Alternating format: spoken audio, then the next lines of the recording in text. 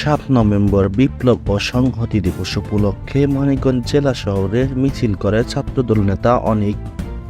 বৃহস্পতিবার সকাল ৭টায় পতাকা উত্তোলনের পর সকাল ১০টায় প্রায় ২০০ জন নেতাকর্মী নিয়ে ছাত্রনেতা অনিকের একক মিছিল জেলা বিএনপি সমাবেশে অংশগ্রহণ করেন। মানিকগঞ্জ জেলা ছাত্রদলের সাবেক যুগ্ম সাধারণ সম্পাদক ছিলেন ছাত্রনেতা অনিক।